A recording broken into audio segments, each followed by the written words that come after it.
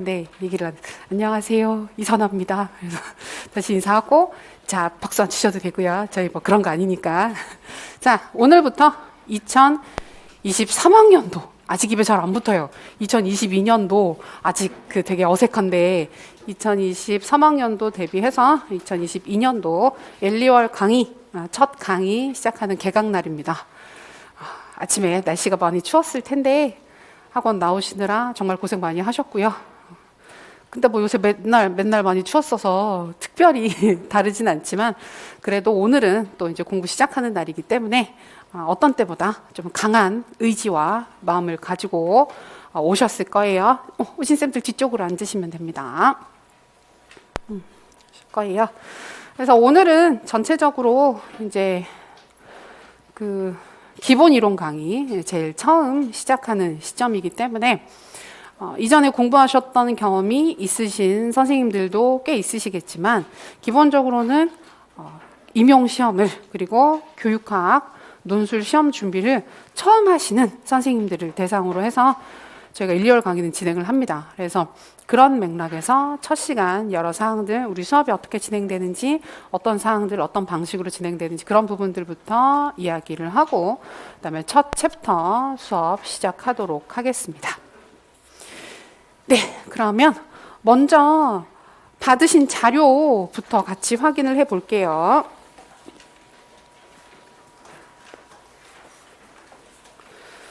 자, 자료 보시면 일단 제일 먼저 제일 큰 비포 사이즈로 교육의 이해라고 적혀 있는 구조화 자료가 있을 거예요. 구조화 자료가 있죠. 이 구조화 자료는 앞으로 매 챕터 진도 시작하는 시점에 매번 드릴 겁니다. 매번 드리고 이제 강의 끝나는 즈음에서 1, 2월 강의가 종료되는 즈음에서는 이걸 다시 한번 전체적으로 묶어서 처음부터 끝까지 다시 한번 드릴 거거든요. 그래서 그러니까 그걸 왜 똑같은 걸 두 번 드리느냐. 처음에 받으신 자료는 쓰세요. 여기에다가 뭐 필기도 하시고 이것저것 할 수 있는 게 있으면 그다음에 이게 한 장짜리이기 때문에 들고 다니시면서 보시기도 괜찮단 말이에요. 그래서 그런 용도로 두루두루 많이 쓰시고 그다음에 마무리할 때 드리는 자료는 아마 가능하면 조금은 이거보다는 정리가 돼서 한 번에 좀 들고 다니시기 편한 형태로 드릴 수 있을 것 같거든요. 그러면 그거는 좀 앞으로 반복해서 또 보시는 그런 용도로 두 번 드릴 거예요. 그러니까 처음 받으신 자료 가끔 보면 막 아끼신다고 형성평가도 저희 자료 계속 나가는데 형성평가도 막 거기다 직접 문제 못 푸시고 다음에 또 풀어야지 이러면서 딴 데다가 답 쓰시고 하시는데 절대 다음에 풀지 않죠. 그래서 풀지 않게 되고 근데 형성평가 문제도 또 드려요. 마지막에 한 번 또 드릴 수 있으니까 좀 편하게 자료는 두루두루 많이 쓰시면 좋겠습니다. 그래서 요거는 매 챕터 시작할 때마다 저희가 같이 구조화를 하고 시작을 할 거예요. 그래서 그런 용도. 그래서 오늘도 교육의 이해 파트 처음 들어가는 부분이기 때문에 요 챕터 구조화하는 것부터 시작을 할 예정입니다. 그리고 스터디 신청서가 있죠. 이건 좀 이따가 자세히 말씀드릴게요. 쌤들 지금 많이 오고 계셔서 요거는 좀 같이 얘기를 해야 될 부분이라서 그다음에 연간 계획서 있는 부분이 있죠. 이거는 강의 관련해서 첫 시간에 저희가 같이 이야기를 나눌 부분입니다. 그리고 교육의 이해 빈칸 자료가 있어요. 빈칸 자료 다 비어 있습니다. 표 형태로 되어 있고 빈칸 자료인데 요것도 조금 이따가 어떻게 쓸 수 있을 것인지 전체적으로 말씀드릴게요. 네, 지금 오시는 쌤들 좀 계셔서 조금 자리 정리되면 같이 시작하도록 할게요. 네, 그쵸. 저희가 엘리베이터 사정이 그렇게 좋지 않아서 그쵸. 이렇게 한 번씩 물리면 오래 걸리기도 하고 되게 좁은 데 오시기도 하시는데 8층까지 걸어오시는 것도 괜찮긴 한데 약간 너무 숨이 차. 저는 이렇게 저쪽 끝에서 올라와서 7층에서 걸어오거든요. 7층에서 8층까지 걸어오는데 단 한 층을 올라왔을 뿐인데 가끔 수업 시작할 때 막 숨 너무 이렇게 헉헉거려가지고 약간 민망하고 부끄러울 때가 한 번씩 있어요. 한 층만 걸어 올라가도 되게 힘들더라고요. 운동해야죠, 우리 전부 다. 네, 좋아요. 네네네. 자, 그렇습니다. 그리고 이제 혹시 3층 이슈 없는 것 같고 자, 첫 시간 그러면 수업을 같이 시작하도록 할게요. 혹시 3층에 없네. 그래서 첫 시간은 우리가 강의 어떻게 진행하게 될 것인지, 뭐 전체적인 강의도 강의지만 1, 2월 강의 수업 들으실 때 어떤 식으로 어떤 부분들 염두에 두고 들으셔야 하는지를 우리 요 강의 계획서, 연간 계획서라고 하는 자료 있는 부분 같이 보시면서 확인하시면 되겠습니다. 네, 빨리 넘길게요. 자, 자료 같이 보시면서 확인할게요. 첫 번째 페이지 연간 계획서. 이건 저희 설명회 할 때도 아주 기본적인 사항들은 말씀드렸던 부분인데요. 지금 오늘 여기 오신 많은 선생님들께서 이게 약간 입에 아직도 안 붙는데 작년도 시험이죠. 2022학년도 대비해서 봤었던 지난 11월 달에 봤었던 시험 기출 문제를 보셨을 수도 있고 안 보셨을 수도 있을 것 같아요. 근데 공부를 아직 본격적으로 준비를 하지 않으신 쌤들 같은 경우에는 그 기출 문제를 보셔도 사실 이 문제가 어떤 뉘앙스로 어떤 공부를 요구하는 시험인지에 대한 확신이 잘 서지 않거든요. 그래서 좀 불확실하게 어렵게 느껴지실 수도 있을 텐데 시험 유형 자체가 사실 최근에 많이 좀 바뀌었어요. 그래서 한 3년 전부터 해서 슬슬 바뀌기 시작을 해서 지금 재작년 시험 같은 경우에는 확실히 시험의 방향을 확 정해 놓은 측면들이 있고, 그다음에 이제 작년 시험에서도 여전히 재작년과 마찬가지로 시험의 방향성이 유지되고 있는 모습을 보여줍니다. 그래서 우리 논술 시험이라는 말을 들으면 제일 처음 떠오르는 게 뭔가 자기 생각을 막 쓸 것 같잖아요. 자기 생각을 쓸 것 같고 어떤 주제와 관련해서 자신의 주장을 논할 것 같은 그런 생각이 드는데, 우리 논술 시험은 그런 부분들이 있기는 하지만 그럼에도 불구하고 이론적인 사항들을 인출하는 성격이 되게 강했던 시절이 있었어요. 강했던 시절이 있어서 처음에 시험이 시작된 초반부에는 약간은 인출보다는 자신의 생각을 정리하고 논의하는 형태 시험이 좀 그런 형태로 이루어졌다가 몇 년 지나고 나서는 되게 인출 스타일이었거든요. 그래서 거의 키워드 인출 스타일로 해서 명칭 정확한지 키워드 인출이 명확하게 되는지 그런 부분들을 주로 확인하는 시험 형태로 진행이 됐다가 최근에 한 3년 전부터 해서는 키워드 인출 부분은 정말 곁다리 약간 부가적인 부분들이고 그 알고 있는 사항들을 가지고 문제에서 요구하는 부분들에 맞춰서 활용하고 적용하는 형태로 많이 바뀌었습니다. 그래서 시험 공부하실 때 그럼 어떻게 해야 될까? 공부하는 방향이나 접근의 방향에 있어서 뭐가 달라져야 하는 부분들이 있나? 이런 고민들을 하실 수 있는데 그런 고민들을 하실 수가 있는데 그 기본적으로 가장 중요한 부분은 그래서 이해?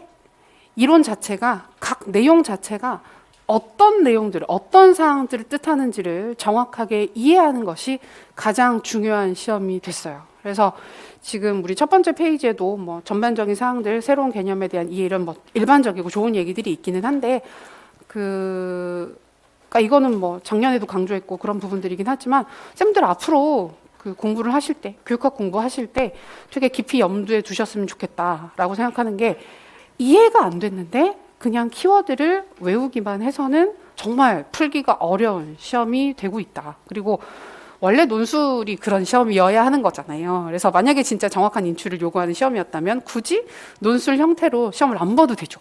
객관식이 훨씬 더 그런 부분들을 더 많이 한 번에 빠르게 확인할 수 있는 시험인데 굳이 우리가 논술이라는 형태로 시험을 보고 있는 상황이니까 그런 시험의 목적이나 특성에 맞춰서 좀 마음가짐을 가지시고 공부를 하셨으면 좋겠어요. 그래서 그러기 위한 제일 중요한 부분은 특히 1, 2월 달 강의 들으실 때 너무 조급하게 생각하지 마시고, 근데 우리가 공부를 할 때 처음에 그 느낌을 떨칠 수가 없어요.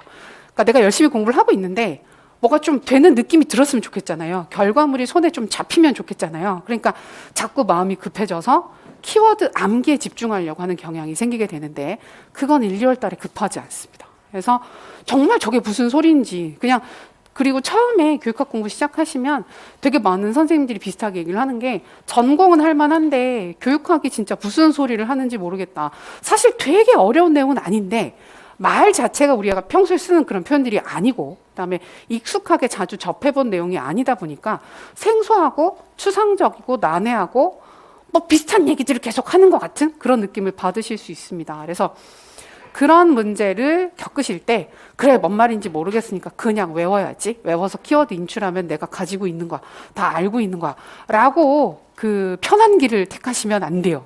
그러면 공부만 열심히 하시고 나 키워드 다 알고 있는데 막상 시험장에 가셔서 문제를 보시게 되면 내가 외운 게 없어. 내가 외운 그대로를 절대 물어보지 않는 시험이기 때문에 그 똑같이 그 내가 답을 쓸 만한 키워드가 없으니까 내가 뭔가 잘못한 게 아닐까라는 느낌을 받으실 수가 있어요. 그래서 처음에 특히 1, 2월 달에 공부하실 때는 쌤들이 가장 중요하게 생각하셔야 되는 게 이게 정말 이런 말이구나, 이런 뜻이구나 라고 머리로 이해를 하시고 스스로에게 설명을 할 수 있거나 아니면 저희 초반에 스터디도 하시는 경우들 많은데 스터디에서도 암기 인출 연습하시는 것도 좋지만 서로가 서로한테 설명을 해주는 거. 그다음에 혼자 공부하시는 경우에도 혼자 공부 정리하실 때 그날 공부 마무리하시면서 스스로 혼자 한번 중얼중얼 얘기해 보시면서 아니면 이걸 약간 수업한다? 내가 남들한테 설명해 준다? 뭐 학생한테 강의를 한다? 라는 기분으로 얘기를 해 주시는 연습을 하는 것도 되게 많이 도움이 돼요. 그래서 공부하실 때 다른 부분들보다 특히 초반부 공부, 이론 공부하실 때는 암기를 너무 서두르지 마시고 이해, 무슨 말인지 내가 진짜 무슨 말인지 알고 넘어가겠다라는 마음으로 공부를 해주시면 좋을 것 같아요. 그래서 우리 1, 2월 강의, 우리 두 번째 페이지 보시면 연간 강의 계획이라고 해서 1, 2, 3, 4, 5, 6 다음 페이지 7, 8, 9, 11월까지 쭉 이어져 있는데요. 1, 2월 강의의 전체적인 구성 간단하게 말씀드리겠습니다. 저희 교재는 2023학년도 대비해서 새로 나온 교재에 있어요. 그 상하로 나오고 그다음에 추가적으로 글쓰기 A to G 해가지고 들어가 있는 특강 들어가 있는 자료 그걸 기본적으로 볼 겁니다. 그래서 아마 많이들 가지고 오늘 상권 필요하죠. 오늘 상권 필요한 거 요거 가지고 진도를 나갈 겁니다. 학원도 나가요. 1, 2월 중에 진도 다 나갑니다. 1, 2월 중에 전체 진도가 다 나갑니다. 처음에 공부하신 분들은 가끔 그것도 궁금해하세요. 두 권을 두 달에 나간다고? 그게 가능한가? 라는 생각이 드는데 가능하죠. 그래서 힘든 거죠. 임용 공부는 진도가 너무 빨라서 할 게 너무 많아서. 하고 작년 교재 혹시 가지고 계신 쌤들 같은 경우는 작년 교재까지는 쓸 수 있어요. 작년 교재에다가 제가 그 출판사 쪽이랑 얘기해서 추록을 드릴 수 있어요. 추록을 드리면 작년 교재에 추가된 사항들을 따로 저희 그 교육학 카페, 제 카페에 올려놓거든요. 올려놓으면 그거랑 같이 보시면 작년 교재 가지고 수업 듣는 거는 괜찮아요. 근데 재작년 교재는 작년에 너무 많이 바뀌었어요. 재작년 기준으로 작년 책이 너무 많이 바뀌어서 작년에는 추록도 못 드렸거든요. 그러니까 너무 많이 바뀌어서 그러니까 그런 상황이라 재작년 교재로 올해 수업을 듣는 건 조금 힘드실 거다. 근데 작년 교재는 올해 수업 들으시는 거 문제 없습니다. 요게 주된 교재일 것이고 부교재는 지금 보신 것처럼 구조화 자료가 나가게 됩니다. 이거는 드려요. 계속 드릴 거라서 같이 보시면 되고 그것 말고도 약간의 프린트아웃이 있을 거예요. 프린트아웃은 그때 근데 1, 2월은 프린트물이 그렇게 많진 않아요. 교재 소화하는 게 주된 목적이기 때문에 그래서 1, 2월 강의는 여기 전체 구조도 나와 있긴 하지만 논리적 글쓰기의 기본 우리 1, 2월 중에 모의고사를 2번 볼 거니까 모의고사를 2번 볼 거고 제가 재작년까지는 계속 첫 주 화요일 날 첫 번째 모의고사를 봤어요. 내일 본다는 얘기예요. 내일 본다는 얘기인데 이게 표정이 벌써 안 좋아지시잖아요. 갑자기 분위기가 뭐? 이러면서 다 이렇게 쳐다보시는 느낌이 있는데 그래서 바꿨어요. 작년부터 다음 주 화요일 날 볼 겁니다. 훨씬 낫죠. 전혀 낫지 않죠. 그래서 다음 주 화요일 날 제가 2주차 화요일 날 첫 번째 모의고사를 보고 그걸 첨삭을 해요. 개별 첨삭을 진행을 할 겁니다. 그래서 모의고사도 2번 보고 그다음에 글쓰기 관련해서는 다음 주에 한 번 더 글쓰기 쭉 어떻게 해야 되는지 교육학 논술을 어떻게 써야 되는지 정리를 하게 돼요. 그래서 논리적 글쓰기의 기본적인 사항들 정리하시게 될 거고 교육학 이론의 개념적 틀을 잡는다. 자, 처음부터 끝까지 일단 전체적으로 교육학이 어떤 내용들, 어떤 구조로 짜여져 있는지를 더 확인하시게 될 거예요. 그리고 아까도 강조했던 것처럼 1, 2월 강의의 가장 큰 키워드는 이해와 구조화입니다. 그래서 내가 세부적인 사항은 꼼꼼하게 다 인출할 수는 없지만 당연해요. 다 인출할 수는 없지만 무슨 말인지는 알겠어. 각각의 영역들이 각각의 이론들이 무슨 이야기를 하려고 저렇게 만들어진 것인지 나 그 뜻은 알겠어. 그리고 각 이론들이 어떤 구조로 서로 엮여 있는지 한 영역 안에 어떤 사항들이 포함되어 있는지 그런 전반적인 사항들을 내가 일단 머릿속에 큰 구조는 섰어. 큰 구조와 대략적인 어떤 사항들에 대한 그 개념적 이해, 요 두 가지가 1, 2월 강의의 가장 큰 목적이 됩니다. 그리고 이게 되게 중요해요. 생각보다 되게 중요하고 이런 큰 뼈대를 1, 2월 달에 잡는 거예요. 그렇게 잡고 나서 3, 4, 5, 6, 7, 8 앞으로 이제 쭉 공부해 나가시면서 점점점 살을 붙여 나가는 형태로 공부를 하시게 된다. 그러니까 작은 부분 하나를 완성하고 이걸 더하는 게 아니라 전체적인 큰 뼈대를 잡은 다음에 그 부분에 계속해서 살을 붙여 나가서 전체를 완성해 나가는 형태로 공부를 하시게 될 겁니다. 그래서 이해와 구조화가 포인트가 됩니다. 그래서 저희 강의 중에는 구조화 자료 나가는 거 매 챕터마다 나갈 거고요. 그 다음에 매 수업 형성평가를 실시합니다. 매 수업 형성평가하는 부분은 오늘은 없어요. 형성평가 할 게 없으니까요. 그러면 내일은 있을까요? 있겠죠. 그래서 이제 2회차 수업부터는 매 시간 시작할 때 형성평가를 보세요. 형성평가를 보시고 현장에서 바로 보고 바로 풀이를 할 거예요.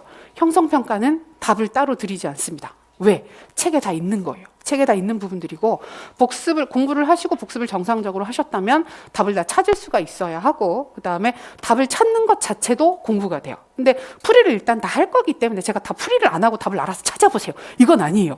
풀이를 다 하고 근데 그 중에서도 혹시 놓치는 경우가 있다고 한다면 교재에서 답을 찾을 수 있는 부분들만 진행을 할 거기 때문에 크게 어려움은 없으실 겁니다. 그리고 처음에 글쓰기 시작하시는 분들을 위해서 교육학 논술 작성법 요거는 다음 주에 논술 모의고사 보기 직전에 한번 할 거예요. 그때 한번 할 거고 그다음에 아까 말씀드렸던 것처럼 실전 모의고사 2번. 실전 모의고사라는 얘기는 실제 시험이랑 같은 형태로 치러진다는 얘기입니다. 그래서 60분짜리 시험에 맞춰서 우리는 55분 동안 봅니다. 55분 동안 실제 시험처럼 4가지 항목을 보는 시험을 볼 거예요. 그래서 막 처음부터 그걸 볼 필요가 있나? 라고 생각하실 수 있지만 지금은 좀 의미가 있어요. 근데 너무 많이 매번 볼 필요는 없지만 우리 시험이 도대체 그럼 결과적으로 내가 마지막에 뭘 해야 될까? 시험장에 가서 어떤 문제를 만나서 어떤 답을 쓰게 되는 것일까라는 목표 지점을 알고 공부를 하는 거랑 그냥 막연하게 공부를 하는 거랑 되게 차이가 있어요. 그래서 그렇기 때문에 우리는 이론 강의를 할 때도 1, 2월 달에는 한 달에 한 번씩 해서 2번 모의고사를 보고요. 3, 4월 달에도 마찬가지 한 달에 한 번씩 2번. 5, 6월 달에는 4번 봐요. 2주에 한 번씩. 그 다음에 7, 8월 달에도 2주에 한 번씩. 그 다음에 9, 11월 직접 모의고사 같은 경우는 주당 3개 정도씩 해서 쭉 모의고사 연습을 하시게 되는데 이제 그걸 통해서 그러니까 지금처럼 활용이 많고 내가 실제로 글을 써야 하는 시험에서는 알고 있는 이론들을 실제로 그냥 인출하는 것보다는 활용해서 쓰는 연습 되게 중요하거든요. 그래서 그런 부분들을 쭉 진행하시게 될 겁니다. 그리고 모의고사 2번 보면 지금 개별 첨삭, 현장 첨삭해서 첨삭 2번이긴 한데 실제로는 받으시는 첨삭은 개별 첨삭 때 제출을 하시고 첨삭을 받으시는 거고요. 현장 첨삭은 여기서 같이 해요. 같이 하는 거예요. 같이 빨간 펜 들고 자기 답안지를 같이 시험 끝나고 나서 같이 풀이하면서 체크를 하고 뭐 이렇게 친한 분이 생기면 답안지를 이렇게 바꿔서 채점을 하는 것도 가능하겠지만 한 번도 못 봤습니다. 그렇게 하시는 잘 못 받고 전부 다 자기 답안지 보지 말라며 이렇게 해서 다 채점을 하시게 되는데 현장에서 참석하는 거 그거는 직강, 직영상 쌤도 똑같고 라이브로 듣고 계신 쌤들도 질문하실 수 있고 그다음에 인강 쌤들 같은 경우에도 결국 이거는 그냥 같이 진행을 하는 것이기 때문에 똑같은 형태로 진행된다고 보시면 돼요. 그리고 스터디랑 개인 상담이 있는데 요거는 직강, 직영상 쌤들만 가능해요. 그러니까 현장에 나오시는 선생님들, 현장에 나오시는 쌤들 대상으로 해서 원하시는 경우 스터디를 짜드립니다. 그래서 오늘 받으신 수업 자료 중에 스터디 신청서가 있을 거예요. 자, 요거 이제 오늘 끝나고 나서 제출하시면 되는데요. 끝나고 제출하시면 되는데 요거는 좀 이따가 스터디 말씀드리긴 하겠지만 선택이에요. 선택. 필수가 아니고 나 해보고 싶어 하시는 분들 제출하시면 제가 스터디를 짜 드릴 겁니다. 근데 저희 카페 게시판에도 스터디 게시판 따로 있어서 온라인으로 서로 만나지 않고 스터디 진행하고 싶으신 경우에는 거기서 알아서 같이 이제 구성을 하시는 경우들도 되게 많이 있어요. 그래서 그것도 편하게 이용해 주시면 되겠습니다. 그리고 이제 개인 상담도 직강, 직영상 쌤들 대상으로 해서 일정이 나오면 말씀드릴 거예요. 신청하고 대신에 지금 상황이 이러하기 때문에 대면으로 진행하기는 어렵고 전화로 진행을 해요. 전화로 진행을 해서 제가 전화를 드리면 같이 얘기를 하는 약간 전화로 약간 부끄럽긴 한데 괜찮아요. 아무렇지도 않아요. 그래서 그런 형태로 역시 필요하신 경우에 신청하셔서 1, 2월 중에 한번 상담을 진행할 예정이 있습니다. 그러니까 전체적으로 이렇게 구성되어 있어요. 그리고 일단 1, 2월 중에 지금 책 오늘 많이 사셨을 텐데 지금 책이 3권으로 되어 있죠. 맨 마지막에 있는 파란색 책은 논술 작성법 관련된 책이에요. 그래서 그거는 다음 주에 같이 볼 거고 상하권이 전체 1, 2월 중에 한 번 진도가 나가게 됩니다. 교육학 영역 전체라서 생각보다 많죠. 전체적인 강의 구조는 이렇습니다. 1, 2월 달 대략 이해가 되실 것 같아요. 어우, 글씨체가 깨졌어. 그래서 주요 일정은 지금 뭐 3, 4, 5, 6월 다른 강의 일정은 참고해서 보시면 되겠고요. 4페이지, 5페이지에 지금 받으신 자료에 교육학 공부 계획이랑 그다음에 5페이지에 주요 강의 일정 나와 있는데 강의 일정 먼저 볼게요. 강의 일정 보시면 다음 주 화요일 날 첫 번째 모의고사 봅니다. 자, 요게 제출하는 모의고사예요. 설명되어 있는 것처럼. 그러니까 현장에서 보시는 쌤들은 그냥 제출하시면 되니까 헷갈리지 않습니다. 근데 라이브로 듣고 계신 쌤은 그때 이제 어떻게 제출해야 되는지 메일로 제출하실 거거든요. 그 일정에 맞춰서 딱 제출해 주시면 되고 인강으로 듣고 계신 쌤들도 제출 일정이 딱 있어요. 근데 그 일정에만 제출하셨을 때 첨삭이 가능하기 때문에 그 일정 지켜서 제출해 주시면 되고 두 번째 보기 근데 되게 우연이지 않아요? 저 일부러 이런 거 절대 아닌데 1월 11일 1회차 2월 22일 2회차 그래서 111 이 별로 이런 거 이렇게 의미를 부여하지 않으시는 스타일이시군요. 그래서 보면서 이게 뭐지? 이건 운명인가? 무슨? 그래서 두 번째 모의고사는 2월 22일 날 보게 되는데 이건 제출하지 않습니다. 제출하지 않고 현장 첨삭 모의고사이기 때문에 보고 나서 바로 같이 채점하고 첨삭하면서 자 이거 쓰셨으면 이건 맞다고 하고 여기까지는 괜찮고 여기부터는 틀린 거고 이런 얘기들을 하면서 채점 기준을 같이 한번 확인을 해보는 시간이기 때문에 이것도 의미가 있어요. 그래서 그러니까 남이 채점해 주는 것도 좋긴 한데 스스로 보면 되게 긴가민가하게 느껴지는 부분들이 있어요. 그래서 쓸 때는 맞다고 썼는데 나중에 채점을 할 때 보면 스스로 내가 왜 이걸 이렇게 썼지? 분명 이걸 좀 더 선명하게 쓸 수 있었을 텐데 애매하게 썼더니 조금 애매하게 썼더니 채점할 때 이렇게 망설이게 되네. 그러면 다음번에 글을 쓸 때 그런 부분들을 좀 잡아서 정확하게 진행을 할 수가 있으니까 이 두 가지 형태로 진행이 됩니다. 그리고 다들 궁금해하시는 설에는 쉬느냐 수업을 하느냐 예 쉽니다. 그래서 1월 30 딱 그때 걸려요. 저희가 설 이번에는 설 연휴에 딱 걸려가지고 1월 31일 2월 2일 있는 주차에는 수업이 없고요. 수업이 없고 수업이 없어도 뭐 가끔 이걸 보강을 하느냐 하시는데 저희는 총 8주 수업을 합니다.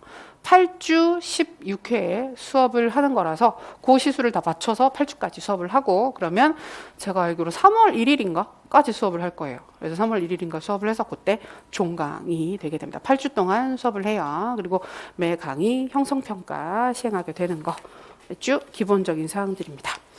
그리고 그 전에 그럼 4페이지에 있는 거 교육학 공부 계획은 지금 1월 달부터 11월 달까지 전체 공부 계획을 쭉 대략적으로 잡아 놓은 거예요. 그래서 이거는 지금 이런 계획을 뭐 너무 세세하게 세우실 필요는 없지만 대략적인 흐름으로 보셨을 때 근데 가끔 그 질문을 하시는 경우들이 있었어요. 기출 문제를 1월 달부터 봐야 되느냐 2월 달부터 봐야 되느냐 이런 공부하면서 기출 문제를 보라 막 이런 질문을 하시는 경우들이 있어서 그것 때문에 대략 흐름을 보여드리는 거예요. 1, 2, 3, 4는 보통 이론 공부를 하시는 게 좋아요. 일반적으로. 그러니까 제가 말씀드리는 건 다 초수쌤들 기준입니다. 초수. 시험을 처음 준비하신 쌤들 기준으로 보게 되면 1, 2, 3, 4는 이론 공부에 집중하시는 게 좋습니다. 그래서 1, 2월 강의에는 지금 말씀드렸던 것처럼 이해하고 구조화를 하는 거. 암기 인출보다는 이해를 포인트로 1, 2월 달 최소 1회독을 하자. 자, 우리가 공부하시다 보면 회독이라는 말을 써요. 많이 써요. 그죠? 1회독 해라, 2회독 해라. 그래서 우리가 사실 의미를 크게 생각하지 않고 그냥 같이 쓰긴 하는데 가끔 보면 사람들마다 생각하는 회독의 개념이 되게 달라요. 되게 달라서 어떤 분들은 1회독을 한다의 기준이 그냥 한번 이렇게 봤어. 쭉 넘겨봤어. 이 정도도 1회독으로 생각하시는 경우들이 있고 어떤 분들은 정말 내가 이걸 꼼꼼하게 봐서 다 외우고 인출할 수 있는 수준에 대한 회독을 했어 라고 생각하시는 경우들이 있는데 둘 다 회독이라고 부르기는 해요. 둘 다 회독이라고 부르기는 하는데 보통 우리가 교육학 공부할 때 회독은 완전하진 않지만 완전하게 다 외우고 인출하고 뭐 다 내가 가지고 있는 건 아니지만 그래도 어느 정도 신경을 써서 그러니까 가끔 보면 그냥 읽기만 한다. 진짜 말 그대로 읽은 거, 한 번 돌려서 읽은 거라는 의미로 회독이란 말을 쓰시는 경우들이 있는데 그것도 괜찮긴 하지만 이해를 하려고 애를 쓰면서 읽고 그다음에 주요 사항들에 대해서는 실제로 암기가 되지는 않았지만 암기를 하려고 애를 쓰면서 내가 한번 공부를 했어. 요 정도를 회독의 개념으로 보시면 됩니다. 그래서 1, 2월 중에 최소 한 번 회독이 되어야 하고요. 전체 영역. 근데 그 회독은 수업 따라가면 억지로 회독을 시켜요. 왜냐하면 수업에서 한 번 돌리니까. 그래서 수업을 듣고 복습을 했다 그러면 아주 무리 없이 한 번 돌리시게 되는 겁니다. 그리고 3, 4월 달에는 조금 이제 암기가 들어가는 겁니다. 그 시점부터 해서는 이해를 바탕으로 해서 주요 키워드는 좀 더 외우려고 애를 썼으면 좋겠다. 그러나 내가 기대하는 만큼 모든 부분들이 다 인출이 되지는 않을 겁니다. 그게 정상입니다. 그리고 좀 한 번 또 말씀드리겠지만 초반 공부할 때 쌤들이 가장 잘 견디셔야 하는 부분이 생각만큼 잘 안 되는 부분들이 있어요. 내 기대만큼 이거 아무것도 아닌데 공부를 하다 보면 절대 어려운 내용도 아니고 별거 아닌데 이상하게 내 생각만큼 잘 안 돼요.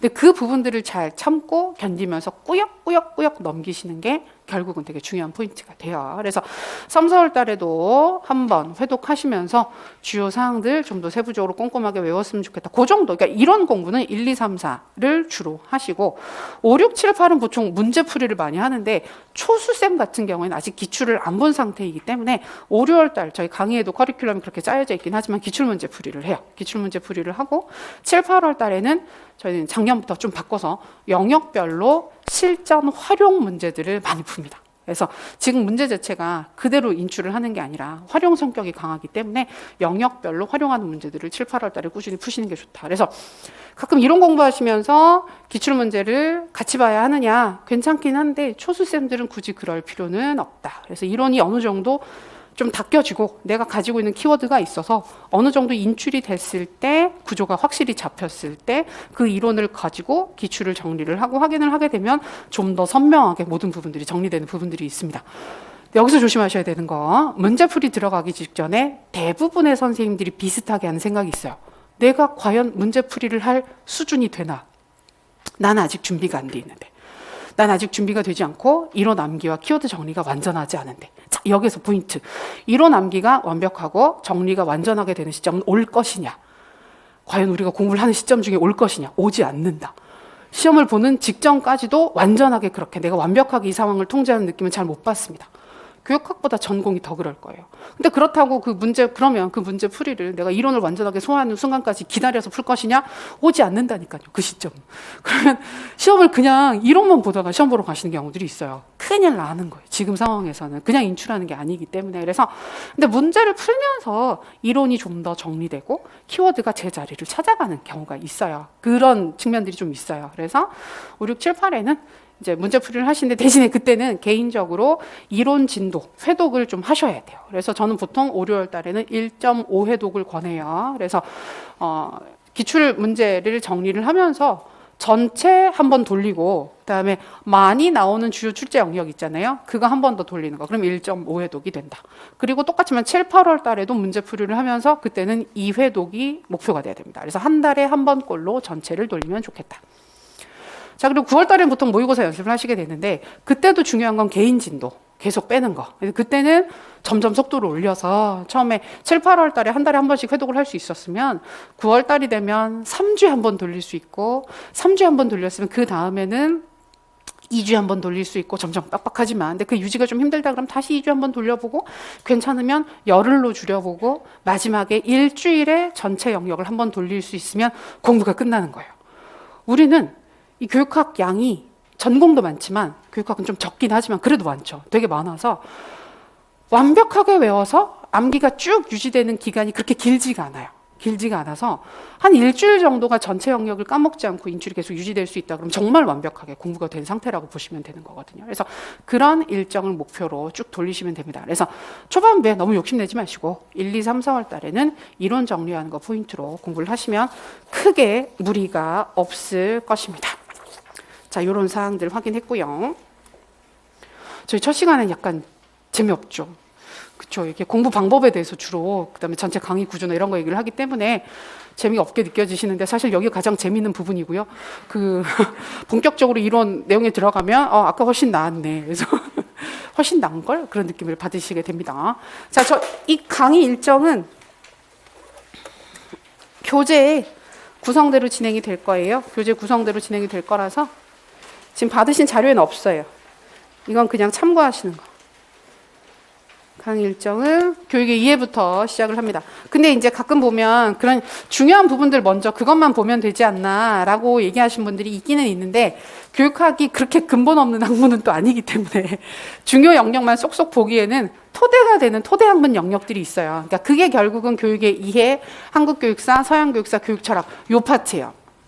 그래서 요 부분이 사실은 출제 그렇게 많이 되지는 않습니다. 출제 많이 되지는 않고 교육의 이해 파트랑 서양 교육사는 그래도 출제가 된 적이 있어요. 이 부분에서 우리가 이전에 자유교육이라고 하는 키워드 언급이 된 적이 있습니다. 언급이 된 적이 있어서 보기는 보는데, 근데 이 부분들이 교육 과정이나 심리나 교수 방법이나 평가나 이 모든 부분들의 토대가 되는 부분들이에요. 토대가 되는 부분이라서 그러니까 우리도 왜 교직과정 처음 들을 때 제일 처음에 억지로라도 교육의 이해나 교육학 개론 수업 들으라 그러잖아요. 그리고 교육 철학, 교육사 중에 하나 정도는 왜 꼭 듣게끔 하고 필수 교육과정으로 들어가 있는데 그게 우리를 괴롭히려고 그렇게 돼 있는 게 아니라 교육학이라고 하는 학문을 읽게 했던 정말 근본이 되는, 근간이 되는, 토대가 되는 영역들이기 때문에 이걸 알고 넘어가는 거랑 차이가 좀 있어요. 그냥 이 뒷부분을 그냥 개별적으로 공부하는 거랑. 특히 지금처럼 이해와 활용이 중요해지는 시험일 때는 더더욱 의미가 있습니다. 대신에 이런 부분들은 교육의 이해는 그래도 암기할 부분들이 좀 있긴 한데 나머지 부분들은 정말 이해 중심으로 공부를 해두시는 게 중요합니다. 자, 그리고 교육 과정 같은 경우에 이제 우리가 워낙 많이 나오는 기출 부분이기 때문에 거의 빠지지 않고 나오고 있죠. 교육 과정 아주 중요하게 우리가 공부를 하게 됩니다. 그 다음에 교수 이론 및 공학도 최근에 인기 영역이죠. 최근 몇 년 동안 가장 많이 나오고 있는 영역. 그리고 교육 평가, 그 다음에 교육 행정. 여기 네 가지가 최근에 가장 인기 영역입니다. 이 중에서 교육 행정은 거의 한 번도 빠지지 않았습니다. 출제가 빠진 적이 거의 없습니다. 교육 과정도 그렇습니다. 그래서 보통 얘기할 때 우리 시험은 보통 네 가지 영역이 출제가 되는데 그 중에 두 가지는 과정과 행정일 것이다. 나머지 두 개는 교수 이론 및 공학이나 평가나 심리 중에 두 가지가 출제가 되는 경향이 있어요. 그래서 압도적인 비율로 요 5가지 영역이 자주 출제되는 영역이기 때문에 공부하실 때도 약간 경중을 나눠서 좀 힘을 좀 다르게 좀 투여를 한다고 한다면 이 영역들을 신경 써서 보시는 게 의미가 있어요. 특히 초반에는 좀 덜한데 후반부가 되게 되면 거의 이쪽 영역 중심으로 공부를 많이 하시게 되죠. 그래서 요 순서대로 생활지도 및 상담. 근데 생활지도 및 상담은 사실 심리에 많이 포함이 돼요. 그래서 같이 엮어서 출제를 할 수도 있는 부분들이고 사회학 같은 경우에는 이제 워낙 우리가 이제 작년까지도 그 교육 격차 이런 문제들이 많이 나왔었던 부분이기 때문에 관심이 있었던 부분이기 때문에 또 여전히 관심 있는 부분들이긴 합니다. 그래서 요 순서대로 공부를 하시게 됩니다. 1, 2월 달에는 그래도 아무래도 전체적인 영역들을 이해한다. 교육학에 대한 베이스가 없는 상황에서 전체를 이해한다라는 목적이 강하기 때문에 전체 영역을 좀 쭉 다 살펴본다 그러면 이제 3, 4월 심화 이론반이 되게 되면 조금은 경중을 나눠요. 조금 경중을 나눠서 좀 더 중요한 부분들의 세부 사항들을 좀 더 많이 보게 되는 그런 방식으로 수업을 하게 될 겁니다. 첨삭 부분은 아까 말씀드렸던 것처럼 제출하는 개별 첨삭과 제출하지 않은 현장 첨삭이 있다. 이걸 왜 이렇게 강조를 하느냐라고 의아해하실 수가 있는데 제 경험상 잘못 제출하는 경우들이 워낙 많아서 말씀드리는 거거든요. 근데 이번에 일정 차이가 그렇게 많지는 않아서 아마 무리 없이 잘 내실 것 같기는 해요. 자, 그리고 중요한 사항입니다. 6페이지 교육학 공부 방법. 앞으로도 이 부분은 여러 번 말씀드리게 될 사항이에요. 공부하시다가도 계속해서 이 부분들은 이제 궁금하시고 또 어떻게 해야 되는지 고민이 많아지시는 부분들이기 때문에 앞으로도 확인을 하긴 하는데, 자, 기본적으로 이거는 제가 말씀드린 교육학 공부 방법은 강의를 들으면서 공부를 하실 때 어떻게 공부를 해야 되는지를 알려드리는 거예요. 첫 번째 제일 중요한 거, 강의는 밀리지 않아야 한다. 당연한 얘기인데 우리 직강쌤들은 이런 문제는 크게 있진 않죠. 앉아있으면 시간이 흘러가니까 강의가 밀릴래야 밀릴 수가 없습니다. 근데 가끔 이제 못 나와서 인강으로 들으시는 경우에는 확실히 느낌이 다르죠. 그리고 대부분 직강 나온 쌤들은 이 이유 때문에 나오신 경우들도 많아요. 내가 이전에 인강을 들어봤더니 도저히 내 의지로는 인강을 제 시간에 듣는 게 너무 힘들더라. 내 손을 잘라버리고 싶다. 계속해서 그죠. 스페이스바를 누르게 되죠. 잠깐만 이러면서 잠깐만 누르게 되고 그러고 나면 이제 약간 돌아오지 않고. 그래서 그게 너무 힘들어요. 사실 그게 너무 힘들어서 이제 현장에 나오면 강의가 밀리는 일들은 없어지죠. 없어지니까 좀 낫기는 한데 인강으로 듣고 계신 쌤들은 정말 생각보다 이게 진짜 중요합니다. 그래서 내가 특별히 다른 계획이 있어서 나는 2달짜리 강의를 꼭 2달에 들을 필요가 없어. 난 3달이 들을 거야. 라고 생각을 하고 하는 게 아닌 이상은 일정에 맞춰서 들으시는 게 가장 무리가 없습니다. 자, 만약에 밀린다. 근데 밀리는 일이 생길 수 있어요. 무슨 일이 생겨가지고. 자, 그랬을 때 어떻게 해야 되느냐. 최대한 빠르게 듣고 넘어가거나. 그러니까 이거는 그냥 듣고 넘어가라는 얘기예요. 그걸 충분히 소화를 못 하더라도 일단 듣고 넘기거나 아니면 현재 진도를 우선적으로 진행을 해라. 전 이게 되게 중요하다고 생각하거든요. 근데 이게 초반부에 흔히 겪게 되는 함정이에요. 완벽하게 해야지.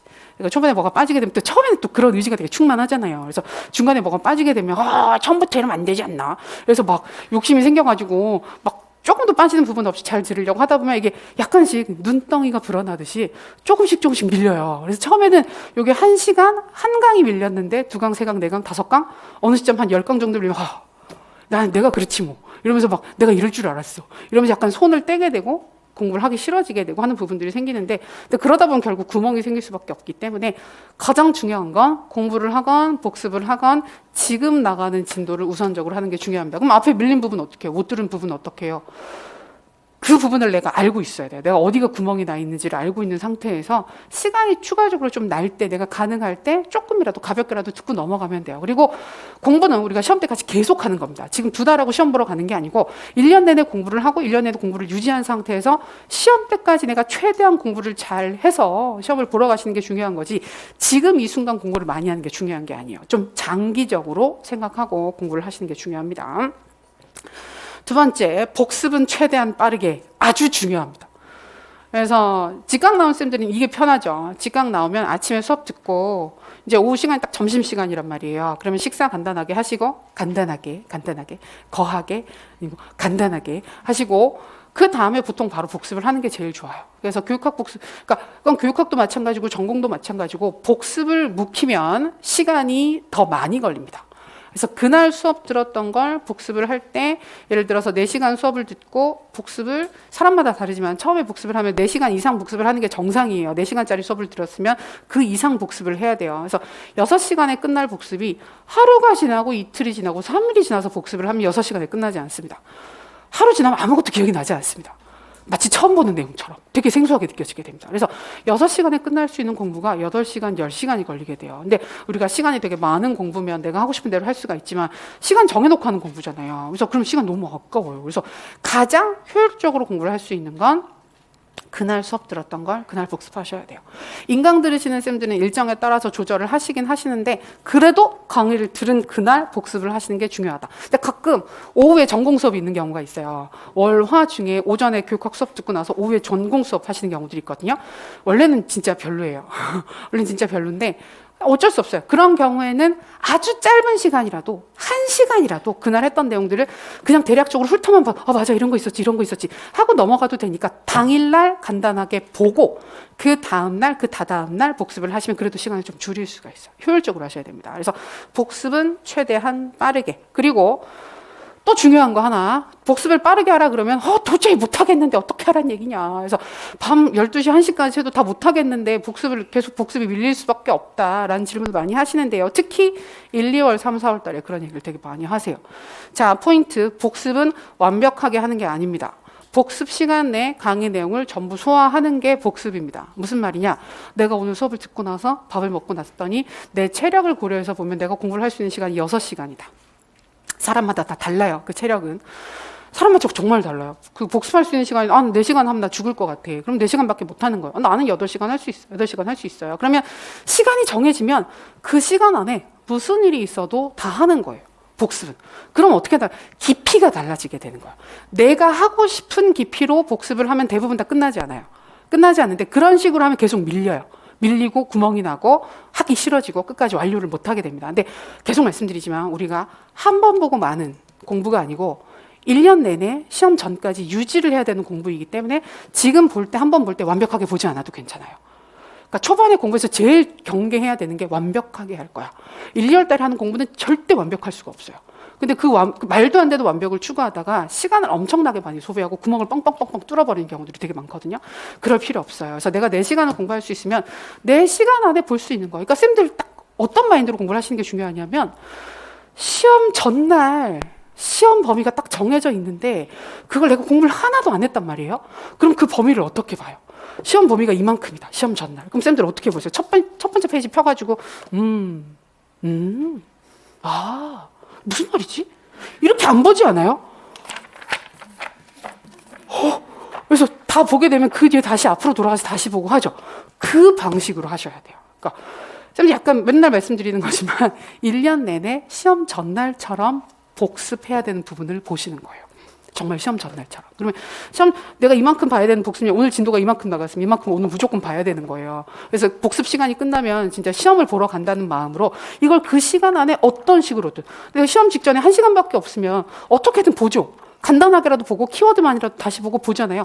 그런 마음으로 반복해서 보시는 게 정말 중요합니다. 이거는 짧은 기간 공부를 하는 게 아니라 많은 양의 공부를 오랫동안 유지하는 공부는 이 방법이 가장 괜찮아요. 가장 괜찮은 방법이라서 어쨌든 시간을 정해놓고 회독을 반드시 끝낼 수 있게끔 진행을 하시는 게 중요합니다. 자, 그리고 복습의 시작과 마무리는 그날 공부한 내용의 인출로 시작하고 인출로 끝내야 됩니다. 무슨 말이야? 아까 인출하지 말래며 이해하라 그랬었잖아요. 이게 무슨 말이냐? 자, 오늘 수업이 끝나고 복습을 하시잖아요. 첫날이니까 복습을 하실 거예요. 첫날이니까. 복습량이 많진 않을 거예요, 오늘은. 그러면 제일 먼저 하시는 게 빈 종이를 펴거나 아니면 벽을 보시고 아니면 눈을 감으면 안 돼요. 잠이 들 위험이 있어요. 그래서 어딘가를 보면서 오늘 수업 뭘 했었지? 진도 나갔던 부분에 대해서 떠올려 보세요. 떠올려 보시고 아니면 손으로 들고 키워드 기억나는 거 있으면 뭐 이런 거 있었지 이런 거 있었지 하고 써보세요. 인출이 잘 안 되는 게 정상이고 안 돼도 상관없으니까 그걸 반드시 하셔야 돼요. 그래서 이런 부분들이 있었는데 와 하나도 기억 안 나네 라는 생각을 가지고 복습을 하세요. 그 다음에 복습을 다 하고 나면 제일 마지막에 하시는 것도 그거예요. 오늘 수업 듣고 내가 복습하면서 봤던 내용들이 무엇인지에 대해서 다시 한번 떠올려 보세요. 처음부터 끝까지. 이게 정말 암기 인출과 장기 기억으로 진행을 하는데 정말 도움이 많이 됩니다. 그래서 근데 이게 되게 하기 싫어요. 되게 하기 싫고 해보면 인출이 잘 안 되기 때문에 되게 힘들어요. 근데 힘들게 자극을 한 게 오래 기억이 되고 오래 인출이 되고 내가 활용할 수 있는 의미 있는 지식이 되는 겁니다. 그러니까 제일 안 좋은 게 아무 생각 없이 쭉 보는 거. 그것도 좋아요. 그것도 좋긴 한데 이걸 스스로 생각하지 않고 되게 수동적으로 그냥 보고만 있으면 다 아는 것 같은데 막상 그러니까 필요할 때 잘 인출이 안 되고 필요할 때 활용이 잘 안 되거든요. 근데 이걸 가장 자극해 줄 수 있는 게 스스로 한번 전체 내용에 대해서 떠올려 보는 게 가장 중요하기 때문에 복습의 시작과 복습의 마무리는 반드시 개별 인출로 하셨으면 좋겠다.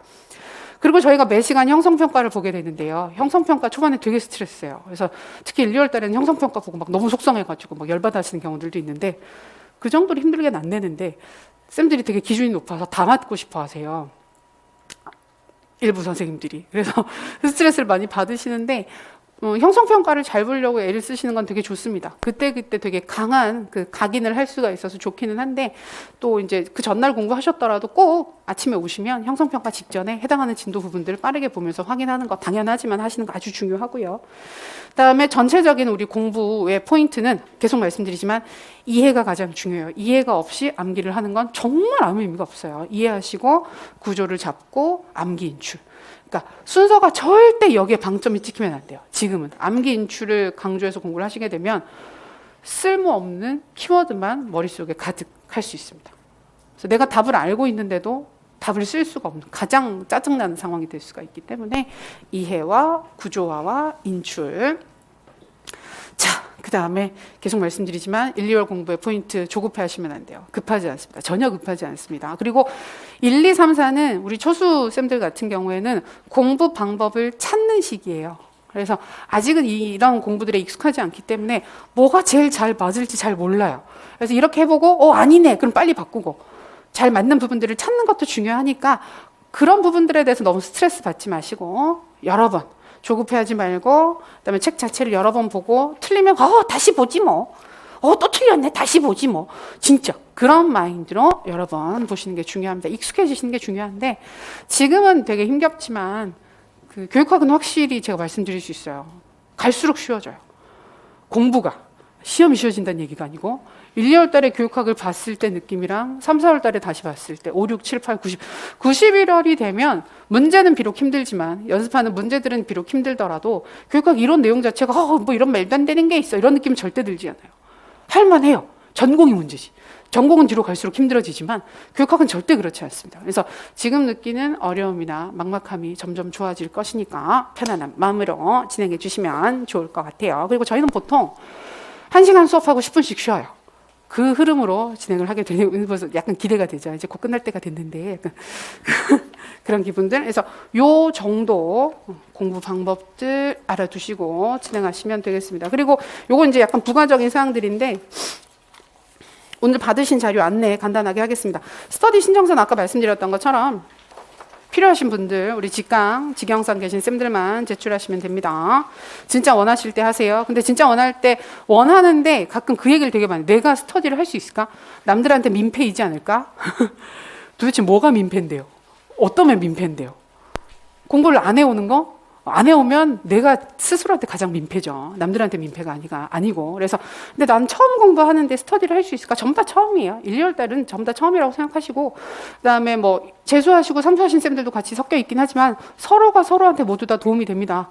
그 가르쳐 주는 사람도 큰 도움을 얻고 그다음에 먼저 공부했던 분들한테 도움을 얻는 분들도 도움을 얻어요. 그래서 이거는 지금은 뭐 서로 이게 뭐 민폐 뭐 그런 거 전혀 없는 개념이기 때문에 같이 하시면 괜찮고 그래서 그런 부분들에 대한 스트레스를 줄이기 위해서 저는 교육학 스터디 짤 때는 같은 전공끼리는 특별한 이유가 없는 한 같이 만들진 않아요. 그래서 다 타전공으로 구성을 해드리거든요. 그러면 아무도 경쟁자가 아니에요.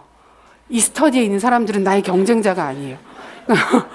그게 전공 스터디는 나중에 끝까지 가게 되면 경쟁자들이에요. 전부 다 경쟁자들이고 같은 지역 보게 되면 쟤만 없으면 이러면서 너무 잘하는 학생이 보이게 되면 쟤만 없으면 이런 생각이 들고 교육학 같은 경우에도 그 농담처럼 하는 얘기긴 하지만 이제 뭐 2차 면접 같은 경우에도 준비하다가 같은 지역에 같은 전공끼리 같이 하다 보면 너무 좀 실수를 하는 게 보이더라고. 쌤 너무 잘하세요. 그대로만 하세요. 제발 그대로만. 이런 생각이 든단 말이에요.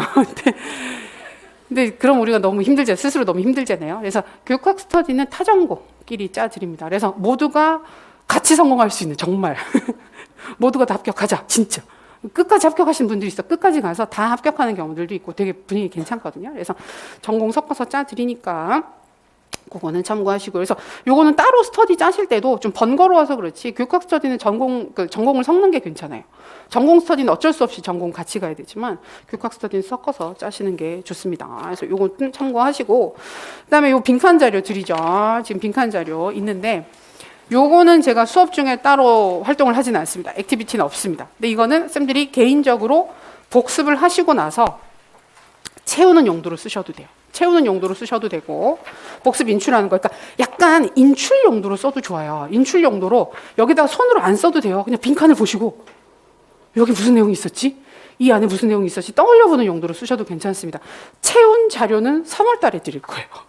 3, 4월 강의 중에 여기가 채워져서 암기를 하시기에 괜찮은 자료를 드릴 거예요. 그리고 그 이후 계속 드려요. 계속 드리니까 혹시 1, 2월 강의만 들으면 못 받느냐 3, 4, 5, 6, 7, 8, 90을 계속 드릴 테니까 걱정하지 마시고 그때 체크하시면 되고 근데 이거를 지금 채워서 드리는 건 좀 방향이 안 맞아요. 방향이 안 맞고 쌤도 공부하실 때 이것만 자꾸 외우게 될 위험이 되게 크기 때문에 일부러 1, 2월 달인 걸 안 채워서 드리는 겁니다. 안 채워서 드리는 거고 개인적으로 따로 요약 노트나 서브 노트 만드시는 분들이 있잖아요. 근데 그랬을 때도 요 자료 활용하셔서 요 틀 가지고 만드시면 조금 편해요. 밑도 끝도 없이 혼자 만들게 되면 그 얘기도 우리 설명할 때 길게 했었는데 그 서브 노트 만드시는 거 1, 2월 달부터 만드시는 경우들 꽤 있거든요. 근데 계속 말씀드리지만 서브 노트는 자기 취향이에요. 내가 스스로 만들어야 공부가 되는 분들은 빨리 만드는 게 좋고요.